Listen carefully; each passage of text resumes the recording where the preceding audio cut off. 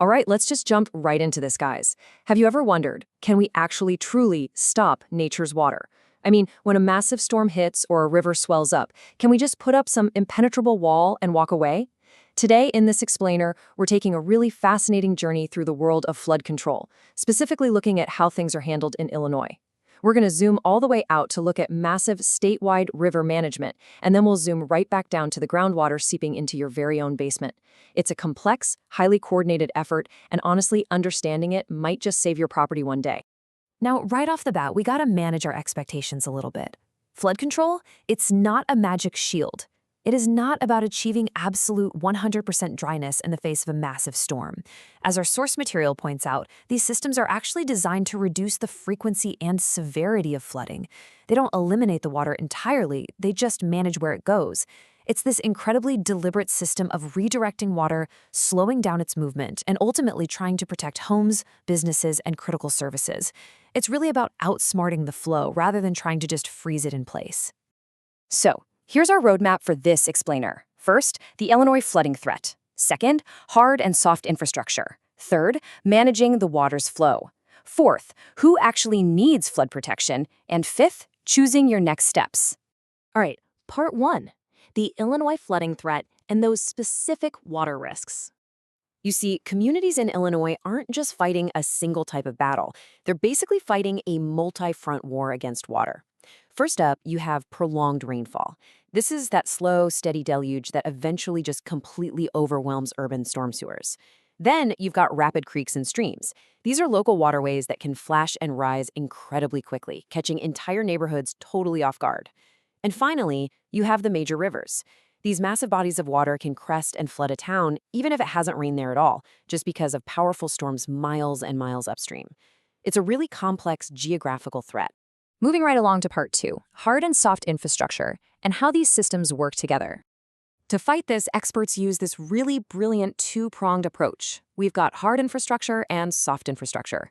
The hard infrastructure is exactly what you probably picture when you think of flood control, the concrete and the steel.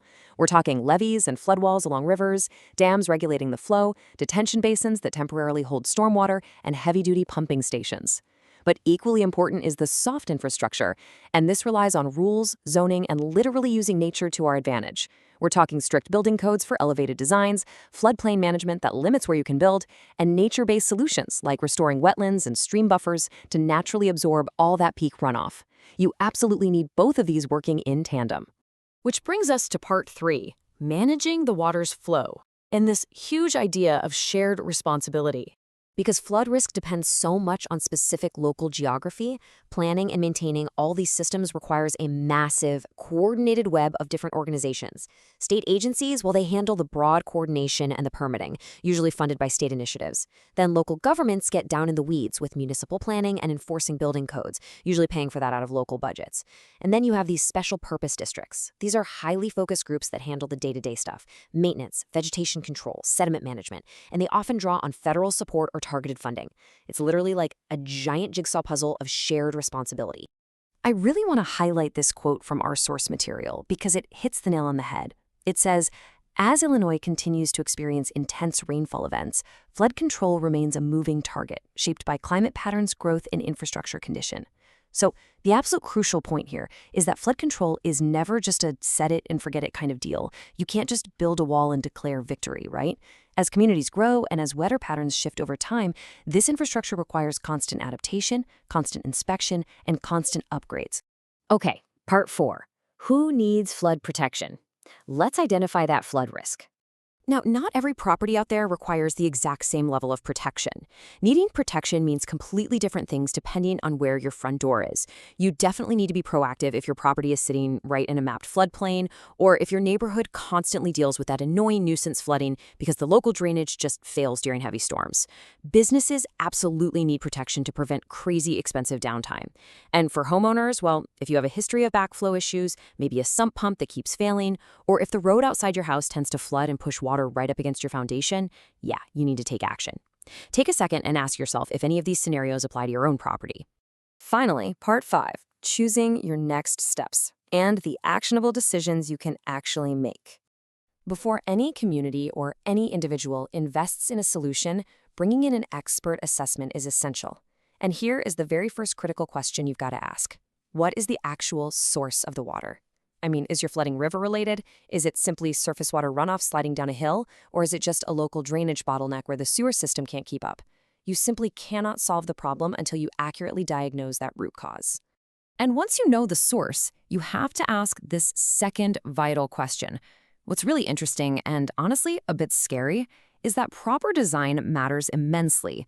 If you build a barrier that stops floodwater in your own yard, but you don't account for where that water overflows to, you might accidentally push a flood directly into your neighbor's living room. There's no way around it. You have to account for the entire drainage pathway. Because everything is so incredibly interconnected, the most practical solution for comprehensive residential protection is a combination of public advocacy and private action. Step 1, you have to support public improvements. This means advocating for and funding upgraded drainage infrastructure for your wider community. But step 2 is taking private steps on your own turf. This means floodproofing your home, getting those utilities elevated so they don't short out, and fixing the grading around your home so water naturally flows away from your foundation. At the end of the day, the best results in flood control always come from coordinated planning, staying on top of regular maintenance, and making risk-based decisions that actually match your real level of exposure. It takes a village, right? Everything from the state agencies managing the mighty rivers, all the way down to you managing your basement sump pump. So I'll leave you with this final provocative thought to chew on today. Based on everything we've just covered, when the next major storm hits Illinois, is your property truly a fortress, or are you just kind of hoping the water flows the other way?